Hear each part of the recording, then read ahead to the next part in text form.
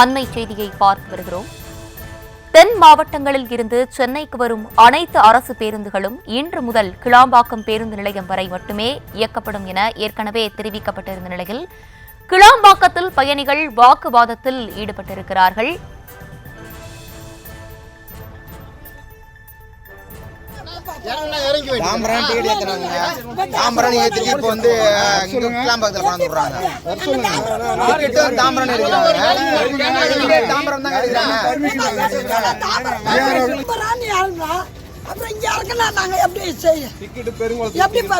Bus எங்க இருந்து வருதுமா? மலையனூர்ல. நீங்க யாரு? நீங்க யாரு?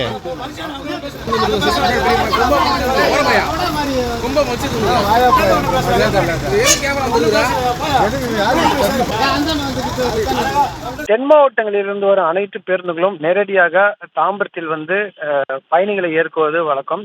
குறிப்பாக இன்று நள்ளிரவு முதல் தாம்பரம் வரை வர அனைத்து அரசு பேருந்துகளும் புறநகர் பகுதியான கிளாம்பாக்கம் பேருந்து நிலையங்களே ஏற்கப்பட்டது. குறிப்பாக இந்த விழுப்புரம், சேலம், கும்பகோணம், கோட்ட பேருந்துகள் தென் மாவட்டத்திலிருந்து வரும்போது தாம்பரம் வரை இயக்கப்பட்ட வந்த நிலையில தற்போது, அதாவது நள்ளிரவு 12 மணி அளவில் அனைத்து பேருந்துகளும் வண்டலூர் உயிரியல் பூங்கா வழியாக திருப்பப்பட்டு நேரடியாக கிளாம்பாக்கம் பேருந்து நிலையத்திற்கு அனுப்பப்பட்டு வருகிறது. இதனால் அந்த தென் மாவட்டங்களில் வரும் அனைவரும் கிளாம்பாக்கத்தில் இறங்கிய வண்ணம் உள்ளனர். ஏற்கனவே அவர்கள் தாம்பரம் வரை சென்ற நிலையில் தற்போது கிளாம்பாக்கத்தில் இறக்கி விட்டதால் அந்த பயணிகள் வந்து தற்போது வந்து அந்த அரசு பேருந்துகளுடன் ஓட்டுநர் மற்றும் நடத்துனருடன் கடும் வாக்குவாதம் ஏற்பட்டு வருகிறது.